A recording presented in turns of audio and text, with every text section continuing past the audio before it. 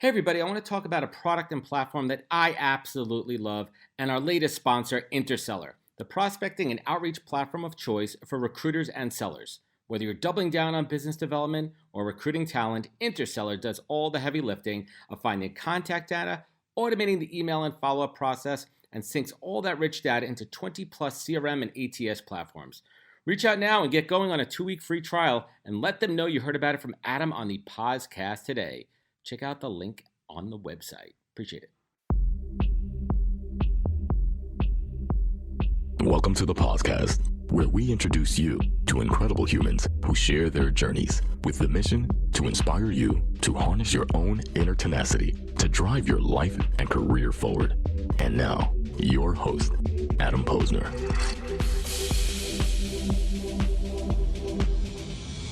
Hey everybody, welcome back to the podcast, where I bring you the best and the brightest from the world of business, marketing, and entertainment to help you harness your own inner tenacity and drive your career forward. Folks, my guest today is Luke Anderson, founder of Cann. Cann is a THC-infused cannabis beverage company that is poised its microdose beverage to reshape social drinking and offer a non-alcoholic option. Interesting, we're going to get into it.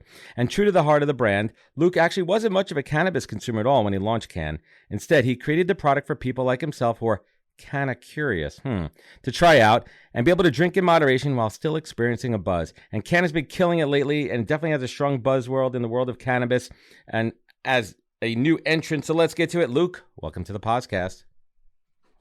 Thank you for having me. Can you hear me okay? I could hear you fine. Well, welcome. And it's great to be outside with you in Venice, California this morning. It's a typical New York kind of fall day. You mentioned before that you kind of split your time in Brooklyn, where my hometown is in Brooklyn. So how do you split it? Is it just kind of a back and forth thing, or is there like a schedule? How often do you come back to Brooklyn?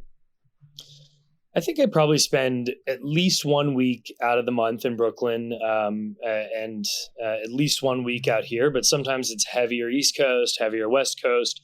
All depends on what we're trying to do as a company. Most of our sales are in California. It's our home market, but we have a creative team that is New York based, and we live and die by the strength of our brand and the strength of our creative. So I do a lot of stuff with them over there. And correct me if I'm wrong, number one cannabis-infused beverage in the state of California, correct? That's right. Well, I think by volume, we're the number one THC-infused beverage in the country, if not the world. Fantastic. So let's hit the rewind button here. And what I really want to understand first is what drives a person, to graduate from Stanford for engineering and immediately become a high school teacher? Ooh, wow. You are going back. I was a first generation college student. And so that means that, neither of my parents went to college. And as a first generation college student who goes to a school as difficult to get into as Stanford and as difficult to graduate from as Stanford, I think you have a unique experience. You realize that people who had great teachers and a family history of great secondary and university education, there's a real leg up there. And when you don't have that precedent to guide you, it can actually be really challenging to do well academically. It's sort of like, if your parents have been amazing, Tour de France cyclists, you're going to have an easier time learning to ride a bike. Probably your DNA also. Yeah. But if you are going and you don't actually know what to do, like I showed up to college and I didn't even know that I had to declare a major. I told my academic advisor, she laughed at me. She said, it's, getting to that time, like, what are you going to do for your major? And I just said, I actually think I just want to be a generalist. I don't need one. Do people still do that at Stanford? No, you can't. You can't technically do it. You have to have a major. It's the whole point. So I wanted to be a high school teacher because the teachers that I had growing up made it possible for me to go to Stanford. And if I could play a role in a first generation, low income students, college admission process or academic readiness, then I felt like I was having an impact. And so Teach for America is a really cool program. They recruit people from schools like Stanford to go and work in high need, largely urban school districts. And so I taught high school math for a couple of years. And where was that? Revere, Massachusetts. 45 minutes from where I grew up in Concord. Interesting. And what was that like, jumping into a high school, especially one that I assume was in a low income area, an area of need? I mean, I tell my friends who are stressed about an hour-long presentation they have to give at work, I say, well, imagine what it's like to give 5-hour-long presentations every day about something that the audience does not want to listen to. No one wants to hear about math. And then doing that every day for 2 years. That's kind of what that's like. And it's excruciating, but if you can do it, and if you can get good enough at it to help students achieve good outcomes, then you're ready for almost any professional challenge, because nothing for me is as hard as my first year of teaching. I was going to ask you about that. My parents are both veteran New York City Board of Ed teachers, so I know very well, and education's in my blood. My brother's a guidance counselor, and I'm the black sheep that went into business and marketing. Looking back on it now, I mean, you mentioned how it was probably the hardest job you had. I mean, what was that key lesson learned that you've take with you throughout your career? That if you can, if you can do a hard thing, then easier things than that can be done a lot faster and a lot more painlessly. I think a lot of people spend time being anxious and nervous. What does it say about me if I don't succeed at this task? If you fail at something so miserably every day, but keep coming back and then eventually get better at it, like I did when it came to teaching math, fortitude, man. Then you just sort of, you're able to take your ego out of the equation and show up and try something and not be, as afraid. And I think entrepreneurship is a lot of putting fear aside and just throwing caution into the wind and not being afraid to fall on your face. Right. And not having that safety net, right? I think that's a huge part of entrepreneurship. But what was that moment when you decided, all right, I gave this a shot. Let's move on. Well, when I applied for jobs my senior year of college, I applied for 33 jobs. I got rejected from 31 of them. The 2 that I got were Teach for America and a management consulting job at Bain and Company. And I was torn because the Bain job was a really good job. It was what, all of the people in my graduating class, they're trying to... Frickin' Bain, man. Yeah, it was just work at Bain, McKinsey, or BCG. Like that was sort of and I didn't really know what any of them were. I didn't get an interview at McKinsey. I did not get a job at BCG despite getting an interview. And then Bain gave me an offer. And I said, shit, like this is a lot more money. This is a lot more prestigious, but I feel like I have to go and teach. And I asked Bain if they would let me defer my offer for 2 years while I did the program. And they said, yes. And so I was really excited to leave and go to Bain because I felt like they believed in me enough to let me take a 2-year sabbatical. That's big. Before you even like had an established career or any real tangible, work to show, they took a chance. But before we even get into that, do you ever talk about your days of being a pool director at the golf club? Yeah. Well, I mean, that's funny you bring that up. The only job experience that I had when I was interviewing for Bain was being a swim coach and a pool director at Woodland Golf Club and being a manager at my campus's Jamba Juice. And so, the partners interviewing me would be like, yeah, I like you. You're smart, but you don't really have a good resume. And I was like, oh, contraire, my friends. I managed the Jamba Juice team to, the best performance that they've had. I you put quantifiable metrics from your Jamba Juice days into your interview. Exactly. And I even with swim coaching, I had 5 undefeated seasons. And before me, they hadn't had an undefeated season in 20 years. And it was a bottom tier team in the league. Real results. And so I think Bain really values results orientation. I think that anyone who's putting a resume together, quantifying your impact and an experience, that's the best way to show that you are results oriented. And so I use that to my advantage and snuck my way in. And great lesson there. I mean, it's interesting because I'm in recruiting and I talk about hiring and interviewing and everything.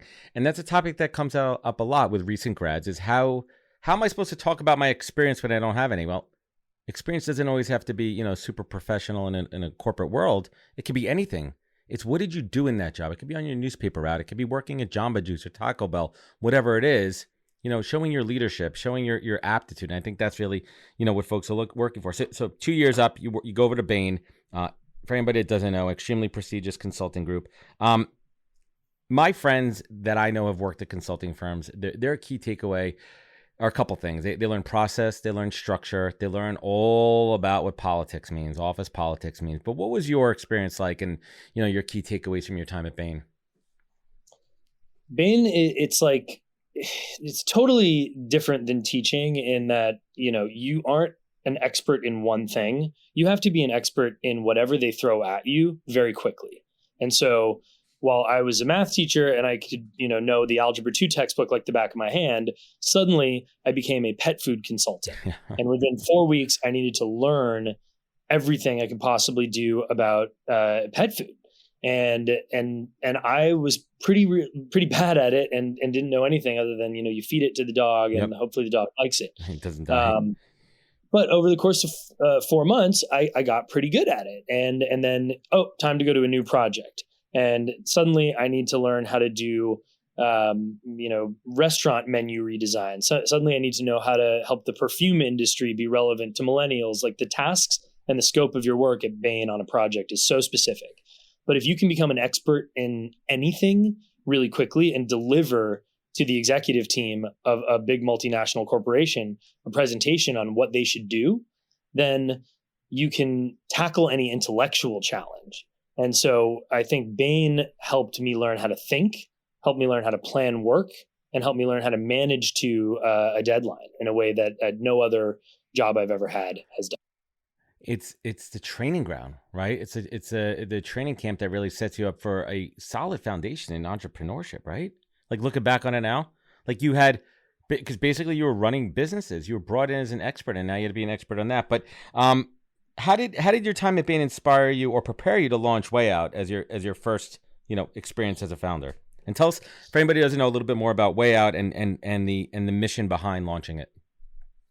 Yeah, Wayout is a nonprofit organization. It's essentially like an incubator that invests in social entrepreneurs who are building queer youth services organizations in areas that it's really hard to grow up being gay, or grow up being LGBTQ plus. The queer community has become a lot more intersectional, and so what used to be gay rights is now LGBTQ plus rights, and that's important because I think a lot of the reason why gay people are marginalized is because they feel different. And if you, as a trans person, as a lesbian, as a pansexual, if you feel different from the gay community, then the gay community is not doing right by what it's trying to accomplish and normalizing non-heteronormative ways of living. And so a lot of the reason why I started Can was because I abused alcohol while I was becoming queer, or coming to terms with my queerness. And when Trump got elected in 20, was that a coping mechanism for you? Was it were you hiding behind it? Did being inebriated? Totally. Yeah. If you don't feel comfortable in your own skin, you'll do whatever you possibly can to numb those feelings. And so queer people tend to abuse alcohol and or hard drugs in their 20s. It's very common. And alcohol was my vice that was deteriorating my relationships. It was making me difficult to deal with at home. And, as I became more comfortable in my own skin, that got better. But I knew that if I had a hard time with it, growing up in a very supportive family in Massachusetts with a very loving mother who, believed that no matter what I showed up as, I was loved, I knew that when Trump got elected and they started rolling back rights for different people in different areas for a kid in Alabama, who's 13 and is afraid of coming out, that was a really scary time. Suicide hotline calls were at all-time highs. The Trevor Project could not manage the growing demand for its life-saving services. And my friends and I got together and said, hey, we're lucky. We live in liberal cities. We have supportive communities, but there are these queer youth services organizations all over the country that are managing hundreds of kids on $100,000 annual budgets. And so if we could partner with some of them and raise money, give it directly to the organizations themselves to expand programming and, add homelessness organizational services, then that would be a good way for us in at least the Trump era to combat some of the negativity and the boldness of anti-queer agendas. I love it. And it's a tremendous mission. And correct me if I'm wrong, it's still continuing today, Wayout? It's now, it started as one project for a queer youth center in Alabama. Now we've raised over $1 million for over 12 different queer youth centers, and it's still going strong. Kudos, man. And quick plug here. I usually do it at the end, but where could folks, because if they're listening right now, where could they find out more? Wayout.lgbt. Good stuff. Pretty easy site. Every year they throw events and partner with queer entertainers to raise money. They're really fun. And the money all goes directly to social entrepreneurs in highly rejecting environments for queers. I love it. That's fantastic. I was in Newark about a month ago, and I met some folks doing some similar work in that space, and it's really powerful. And especially being an ally, I mean, having these organizations and learning about them, how we could all help each other out. So kudos on that. But I want to get back to something. You had, and correct me if I'm wrong, a self-awareness epiphany when it came to consuming alcohol. Was there a particular moment? Did you wake up one morning and you're like, what the fuck am I doing? This isn't who I am. I feel like shit. Mentally, physically, was there that moment, that self-awareness epiphany? Yes, there was. It was when I was 30 years old. I think it was my 30th birthday party. I had a hangover so bad that I was not able to show up to work on Monday until 2 p.m. Just a disaster. And that was the moment where I realized, okay, I'm not a kid anymore. There are consequences for deteriorating your ability to function on a Saturday. And if that bleeds into decisions you make on a Sunday, that bleeds into your professional life on a Monday, then it's time to pump the brakes. I actually even, that weekend, I fell off a 10-foot balcony, and I still have a scar on my eyebrow. I guess it's a reminder every day, right? Every day you look in the mirror, it reminds you physically. Yeah. And it's not even the first time that I've had an alcohol induced or drug induced injury. And one wrong position of my head and I lose an eye. Yeah. And I'm lucky to be alive. I'm lucky to be able to speak as clearly and think as clearly as I do. I probably would speak and think a lot more clearly if I never had damaged my brain cells for so many years. We all have, man. Believe me, I'm 43, almost 43, man. There's plenty of brain damage we're all good. But, my friend Jake, my very good friend who worked with me at Bain and who also went through a queer identity struggle while drinking alcohol in his mid-20s, he grew up in Colorado. He witnessed the legalization of cannabis from his front doorstep. And he said, I think the future is microdose beverage. I think people will want to drink an alcohol substitute that doesn't give them a hangover and that is less harmful to their brain and body. And I thought it was a stupid idea for so many years. And you're not a cannabis, you're not an avid cannabis user, maybe occasionally, but nothing crazy. Well, I mean, I smoked a joint once or twice in college and coughed really hard and was too high and had to leave the party. It was always this should be fun, but how come I'm not having fun? How come I'm scared? But it turns out Jake was right. It's dosing. You need to have something that's approachably dosed enough that it's not overwhelming or anxiety inducing.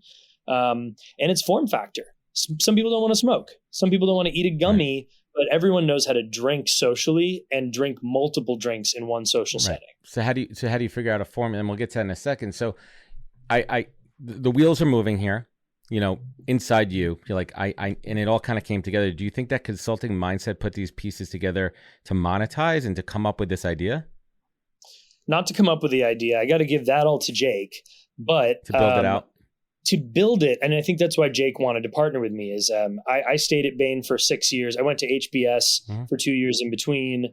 And after my 6th year at Bain, I had become an expert at a type of project where you help a big multinational company assemble a cross-functional team to solve a specific problem. And often that problem is launch a new initiative, launch a new product, launch a new brand. And I learned very, very specifically how to make a 3-month-long plan to bring something to market locally. And Jake had a brilliant idea. I said, hey, if we can make the first product that'll get me to show up to a dispensary as someone who doesn't like cannabis, then I think we've got something. And I think I know how to make it go. Did you kind of put a business plan together and projections before you even got into product formulation? Yes. We said we need to raise at least $1 million in order for us to quit our jobs. And if we have a line of sight to raising $1 million, then we'll put on our notice and let's I'm getting calls from my husband. Yeah, we said if we could raise $1 million, then we've got a really good shot at building this and making it successful. Hey everybody, first I'd like to thank you all for spending time with me and my guest on the podcast. This show is my canvas to showcase amazing people from the world of recruiting, entrepreneurship, and leadership, and unpack their career journeys for everyone to learn from. But this show is also a business generator for me, as well as creating thought leadership and endless amazing content. And I've taken what I've learned in the past 3 years and over 200 recorded and 100 live shows and distilled it down into a digital playbook that I call the Pause Course. Now you could learn how I build, manage, and produce the podcast and use it to drive real business development and relationships. Today I'm sharing all of my secrets behind the podcast, and you can get it all at thepausecourse.com.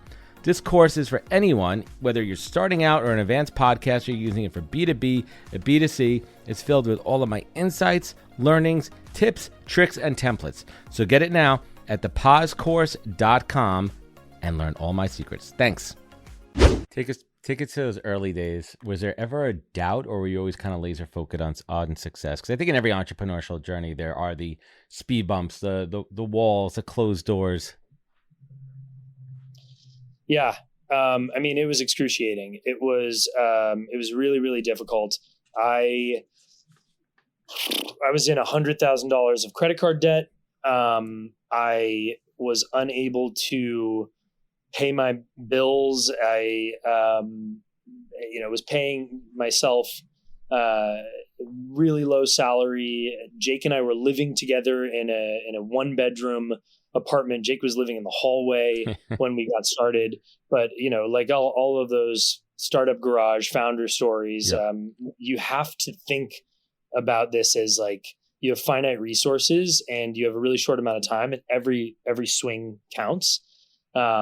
We had some really good early swings, and we had some really big swing and a misses in our first 6 months. But we launched the product on less than $500,000 in 6 months after raising $1 million, and that was an extremely challenging thing to do. But was I think the most important piece of this journey was when we proved that we could build a manufacturing facility, that we could make the first ever microdose THC beverage in an aluminum can and sell the first multi-pack cannabis beverage, period, in a very short amount of time. When people who had billions of dollars were trying and failing to do this, it gave us the confidence that we could do pretty much anything. And since then, we've just been kind of hitting the gas. I love it, man. But I want to talk about the product for a moment here. There's a big difference. There's other product. Correct me if I'm wrong. Keep me in check here. There are other products on the market which are a fuller, more macro dose THC, kind of like a one and done kind of beverage or a food product.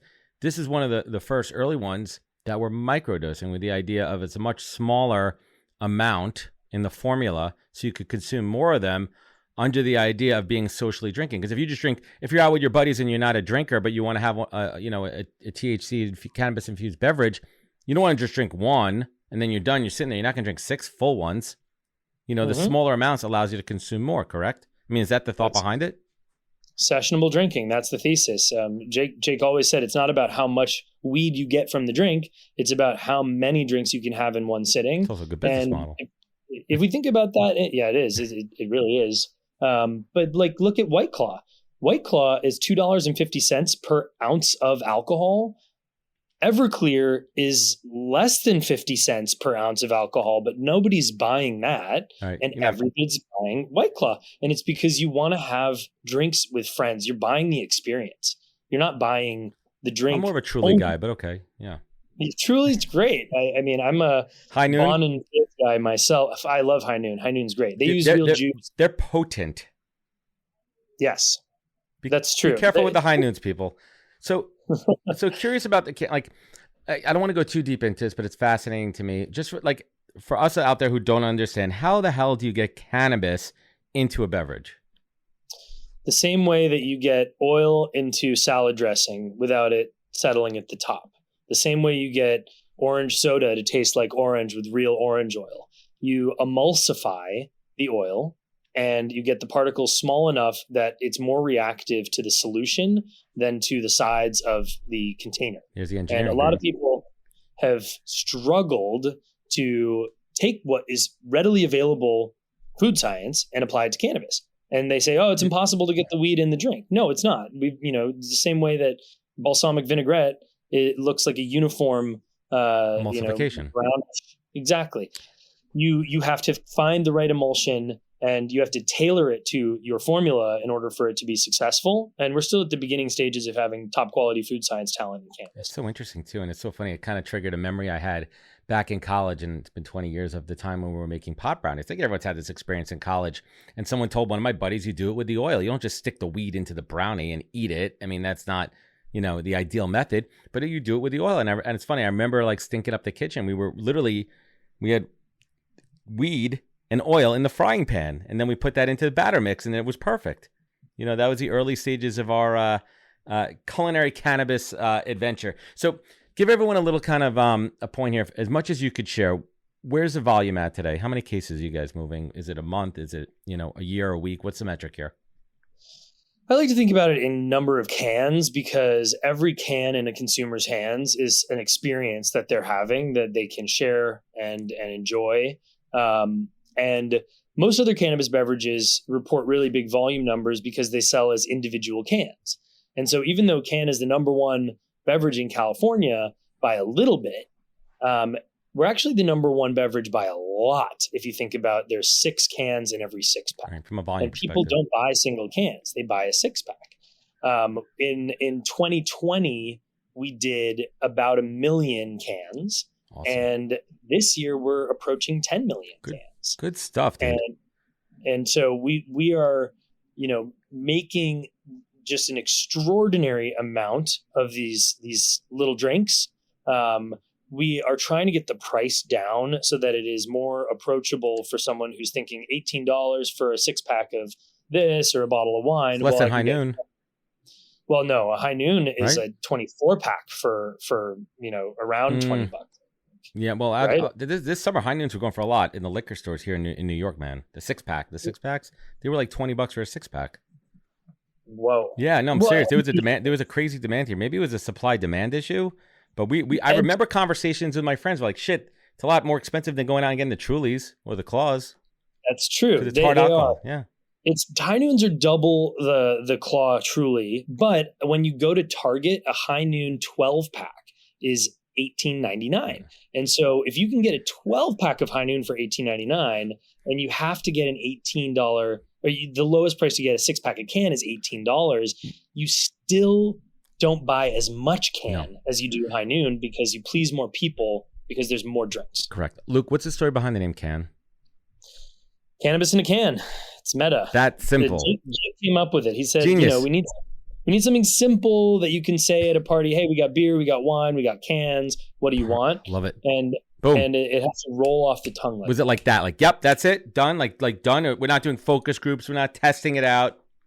It was done. Actually, Jake came up with it just work, the month before I joined, and the reason I joined was because I thought the brand name was so good. That's cool. Talk to us for a moment about the challenges and even maybe the opportunities with regulation, from state to state and nationwide. You have to build a manufacturing facility in every single state that you're in. And, no other business has to scale by doing that. I have a facility in Rhode Island and a facility in Massachusetts. One in Nevada, one in Illinois, one in California. We have one in Canada coming on. How's that not cost prohibitive? Or are you co-sharing? It's extremely cost prohibitive, but we've learned that we can raise money to help get that going. And we believe that this is a multi-billion-dollar brand if we play our cards right. And you're willing to trade the short-term dilution and raise more money so that you can get there in the long run. who's aside from Rosario Dawson, who's involved now. Well, how did she get involved? How did she get on board? When I was talk about investors. Back when I used to be straight, Rosario Dawson was like my dream girl. I watched Sin City was my favorite. She works movie no matter what, gay, straight. She'll still get you going. God, she's beautiful and she's so smart. Yep. And she's so funny and an amazing entertainer. And I became really interested in her pattern of activism. I saw she had the balls to take on Hillary Clinton in a speech when Bernie was running in 2016. And she said, "Shame on you, Hillary." I'm actually a big Hillary Clinton fan. I don't want to get political, but I think what Hillary did for women in politics, it's just undeniable. And being, a trailblazer for an entire community like that, it takes balls. But Rosario has been a beloved activist who stands up for marginalized populations, and she stood up for low-income people. She stood up for queer people. She stood up for people of color time and time again. The cannabis industry only exists because tons and tons of Black and brown people were in jail for what I am doing legally because of my white privilege. And that is not lost on me, and it shouldn't be lost on any operator in cannabis. And one of the reasons why cannabis is evolving and is very, very white is because the money is all coming from white people. And the big operators do not have women of color in leadership positions. And the people who sit on the boards of these companies are largely just white men. Rosario is one of the first women of color to serve on a board of a cannabis company. My very good friend, Greg, who I met through a very unusual cannabis industry connection. He had worked with her a bunch. He said she was passionate about cannabis justice reform. I got on the phone with her and I pitched it to her. And we really instantly clicked. We saw the social justice issues eye to eye. And she said, "Yeah, I'll join the board. But we have to spend white people's money and redistribute it to people of color."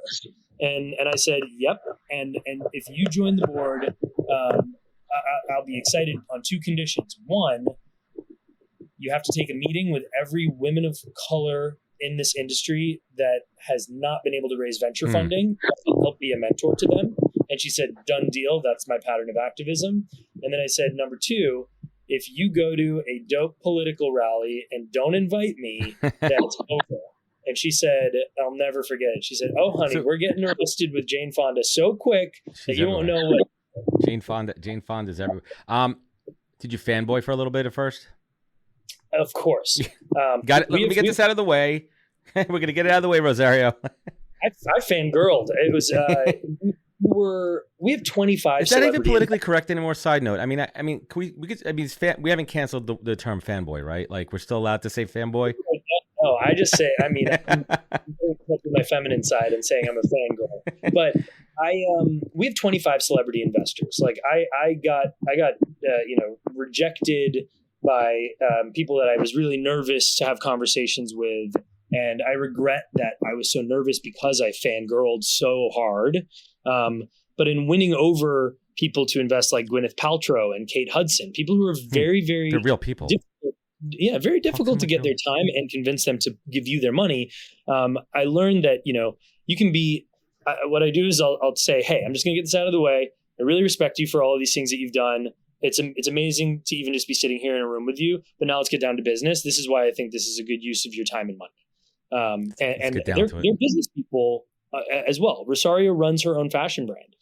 Gwyneth Paltrow is Goop is freaking enormous company. And Gwyneth's the CEO. She's not just, I heard her on the Stern interview. She is an active day-to-day leader. She's running a company. She runs the company. She sits on boards of many large companies that my friends work at. She is one of the more savvy business people I've ever worked with. Kate Hudson, she not only founded Fabletics, but she has founded 2 or 3 other consumer packaged goods companies in Bloom, which is a supplements company, King Street Vodka, which we collaborate with a lot. She's a brilliant businesswoman as well. And so, if you want celebrity investors, make sure that they want to get involved. and make sure that you can see eye to eye from a business perspective and build a relationship. Don't leave it to an agent to just slap their name on something. You don't want. Luke, I want to double back to something a little bit more practical and tactical. Talk to us about the challenges and opportunities of, it's one thing to sell in a retail location and get distribution and the challenges there, but what about on premise? What about, in bars? How's that effort going? It is not going. There were some cannabis lounges that were, somewhat popular in a pre-COVID environment, but the hospitality industry has not migrated over to cannabis and taken its best practices. And cannabis cannot be sold at places where alcohol is sold because the industries are regulated differently. See, I didn't know that. So you can't go to a bar and say, No. I want a can. I mean, you could get a Truly and then White Claws. I mean, I've seen that at the sporting events lately, but you can't. You can get a can. And the Gangster, by the way. I saw a Truly the other day at a concert. It was like 40 ounce. I was like, that's a lot of Truly, man. I'm not going to feel good after that. Yeah, it's that's a bad idea. It's a bad idea to can. For a 40 ounce can though could be pretty nice. Tall boy, Truly. We have 8 ounce small boys and we have 12 ounce high boys. We call them high boys, like hello boy, yeah. And also like you're getting high, tall boy. So we believe that in the future there will be beer and wine and hard kombucha and can on tap in the same bar.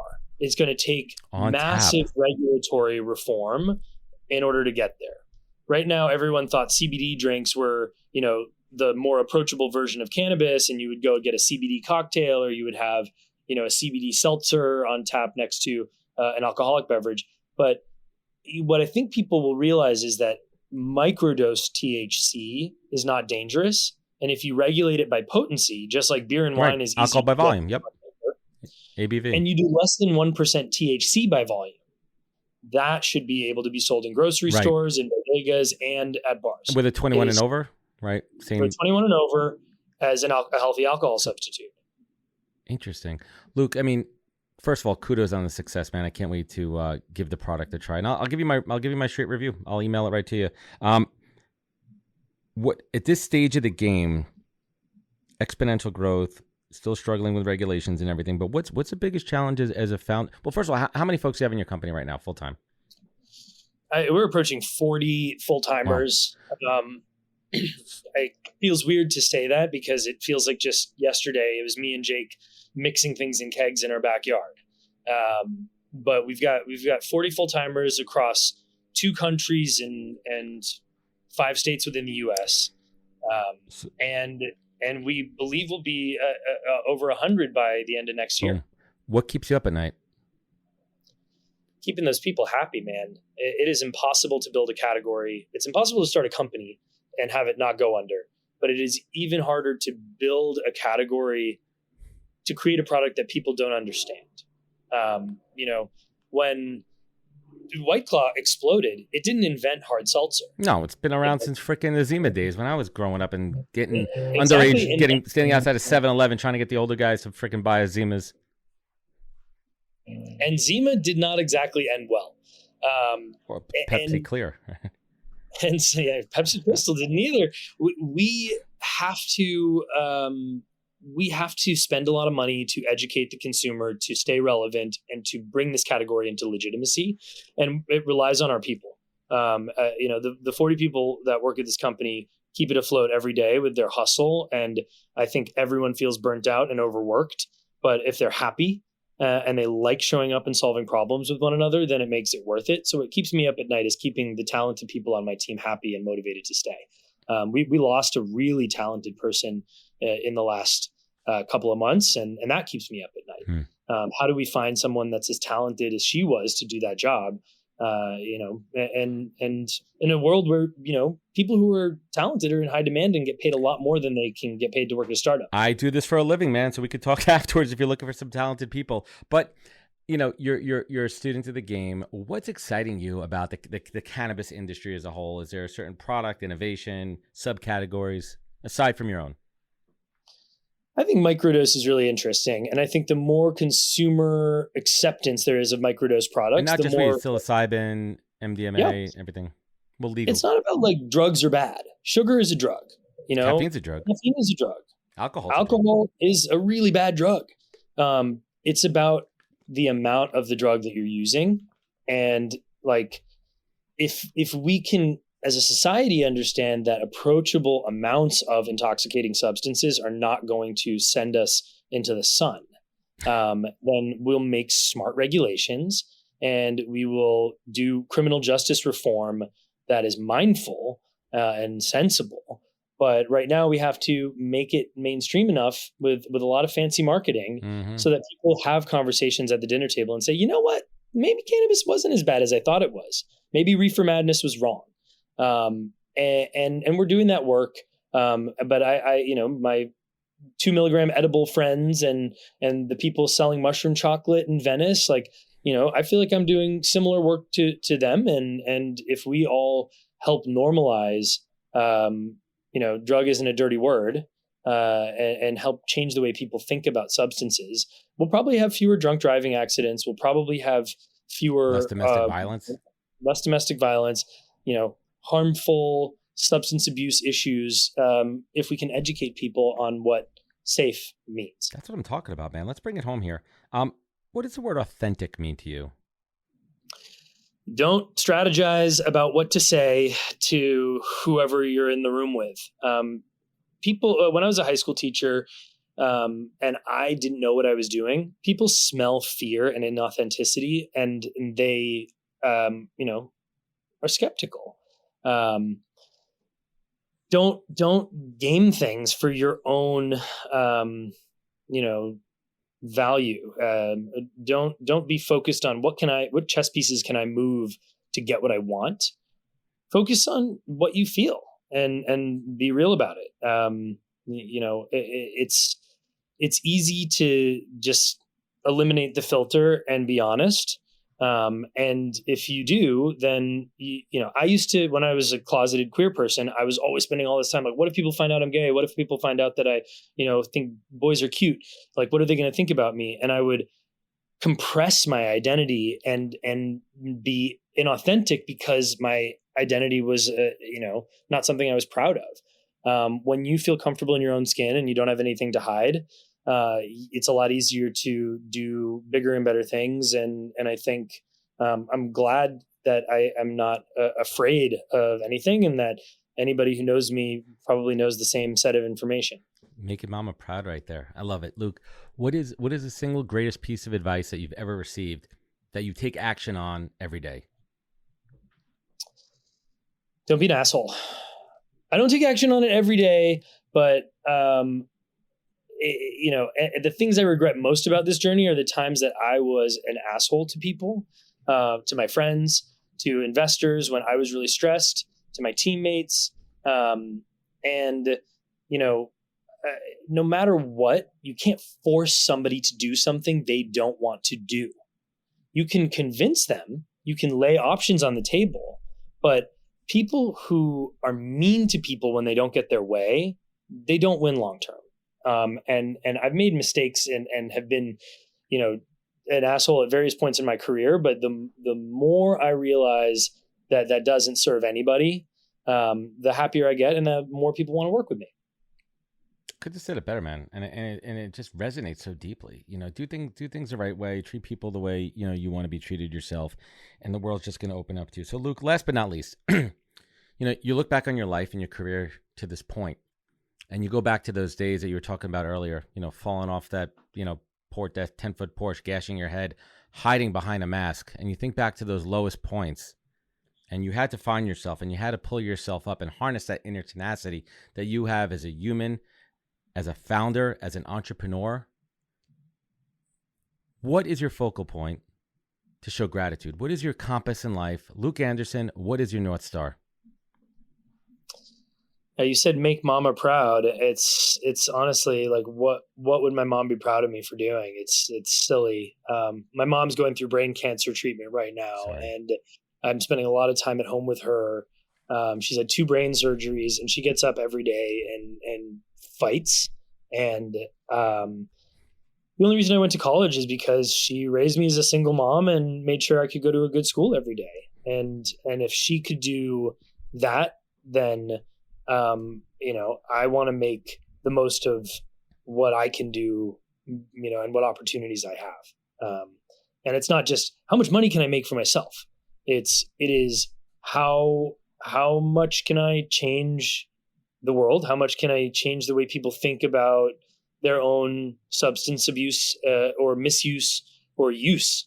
And how can I help someone just feel better about their drinking habits? That's a start. But I think I'll be I'm addicted to entrepreneurship. I love creating something out of nothing, and I want to continue to do that for the rest of my life. And I think as long as I do it in a way that doesn't destroy things, if I'm doing it in a way that is a net positive, then my mom's proud of me. So I guess that's it. I love it, man. Luke, this has been great. And I want you to hang with me for a moment here after I sign off.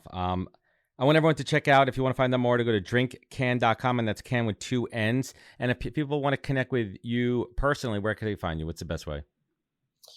Oh, I'm on Instagram. I typically respond to DMs at Mr._Luke Anderson. But at DrinkCan, DrinkCann, on Instagram, it's where a lot of people communicate with our brand. Fun, playful, anti-alcohol, playful, THC versus CBD humor. It's a good time. And if we connect, then, I love helping young entrepreneurs. I have invested in a fefew companies. I only invest my money in stuff that I really want to help take to a success. And I don't have a lot of money to invest, so it's small, but helps, man. Yeah, I was helped out by some really amazing entrepreneurs get to this point, and I would love to return the favor to people who are starting businesses. Good stuff. Everyone listening, this is a good one. I want to check out Can. They're doing some great stuff over there. Remember, you could find out more at thepodcast.com. Follow us on the social media channels. Remember, sharing means caring. So if you like this episode, send it around. And you know where to find out everything at thepodcast.com. Remember, take care of each other, look out for one another, and catch us next week for another great episode of the podcast. Take care, everybody. Wisdom is forever, but for us, it's time to go. Thank you for joining us. Luckily, we'll be back with our next episode soon, jam-packed with more incredible humans. Thank you for listening, subscribing, and sharing. To join the conversation, search the podcast on LinkedIn. And to catch up on past episodes and more info, please visit www.thepodcast.com.